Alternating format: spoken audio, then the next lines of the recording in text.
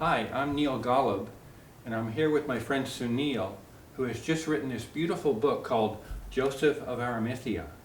And I'm here to ask him some questions about it. So, Sunil, let me start with maybe the first two big questions.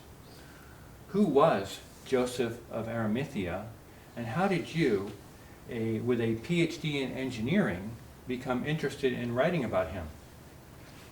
Okay, thank you for the question, Neal.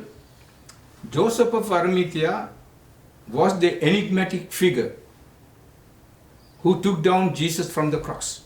Oh. And why do I say that he's an enigmatic figure? Because not only me, 99% of the scholars say so, that Joseph of Arimathea is an unknown figure. Because there was no place called Arimathea in the biblical times or even today. Because those days, the people were referred by their association with where they came from. Mm-hmm. Say, for example, Simon of Cyrene. Mm-hmm. Cyrene was a place, Mm-hmm. right? And Joseph of Arimathea, Mary of Magdalene, Mm-hmm. Magdala. So, like that, Jesus of Nazareth. Mm-hmm. So the place was associated, but those places can be found, Right. but not Arimathea.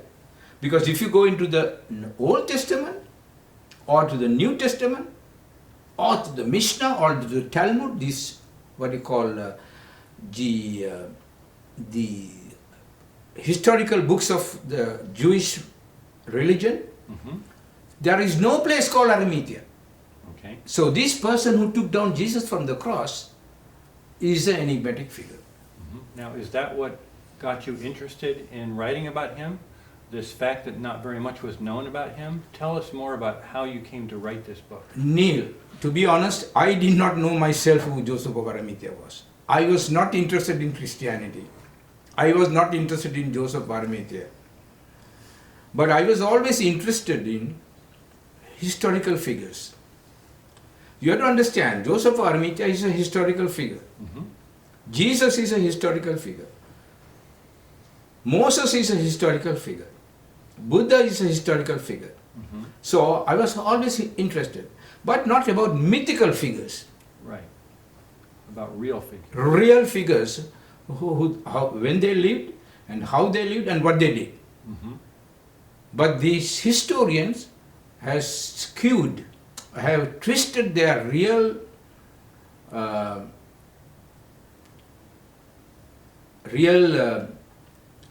things what they did to the people or to the community and what they taught in order to propagate their religious beliefs. Right, right. Now, can you summarize what you have found in your research that's in this book that goes beyond what the scholars of the day have thought about Joseph of Arimathea? Can you summarize what you brought that's new to the table? Yes, Joseph of Arimathea is an enigmatic figure, as I told you, and up to date, nobody, no scholar, I can say that without any fear, irrevocably, that no one has mentioned who Joseph of Arimathea is. They have been putting effort to find where Jesus was and where Jesus taught and where Jesus got the education, but nobody has put an effort to find who Joseph of Arimathea was. It was not me, it was Elaine's idea. Who is Elaine? Elaine is actually my partner, not my spouse, but she was one I met when I went to England Mm-hmm. in 1998, Mm-hmm. in the month of April, Mm-hmm. to attend a conference with my old school. Okay. Okay? And she's the one who actually mentioned to me about Joseph of Arimathea. So she got you interested in this She's the topic. one who got me interested. Okay. And I was not convinced at the time. But So what did she say that made you so interested in this topic that it really changed your life since then? So what was compelling about what she said about this figure? she said to be getting a little bit more deeper into her life. She was also an orphan. An orphan, okay. Yes. She did not know her father. Mm-hmm. Now this is, I'm jumping ahead. Okay. And it was always, I think, every child's heartfelt emotions try to find out who is my father. Sure. And she had that Mm-hmm. all the time. And then she was born a Catholic. Mm-hmm. And then she knew this cannot be true, that Jesus had no real human father. Mm-hmm. It always bothered her, it always troubled her Okay. to find the truth behind it. I see. And then she was very conversant. She knew the Bible from Z to A and A to Z, Or A to Z. Okay. right? Yes. And she knew that there was this person. Why would he take the pain? Why would he go to the palace of Pilate in the middle of the night Mm-hmm.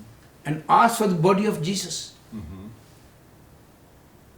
When there was Mary, James, Mm-hmm. and there were other relatives of Mm-hmm. Jesus Mm-hmm. close to her, why would he go and ask for the body of Jesus? Mm-hmm. And what right did Pilate has to give the body to an unknown figure? Mm-hmm. In the Roman law, it is there today even, that it is the next of kin. Any criminal's body should be given to. Right. Right. I see. Otherwise, the person who is given to will be crucified. Mm. Mm. So Pilate would have not broken any Roman laws, being the governor of Judea. Mm-hmm. Very interesting. Yeah. So how has this changed your life? Tell us about your career before You can met see Elaine. me. I'm an old man now. Yeah. It come to a point where I was healthy and playing tennis every Saturday and Sunday, Uh-huh. playing golf. But when I met Elaine, I had all the energy Uh-huh. to go out with her to almost all the countries in the world Yeah.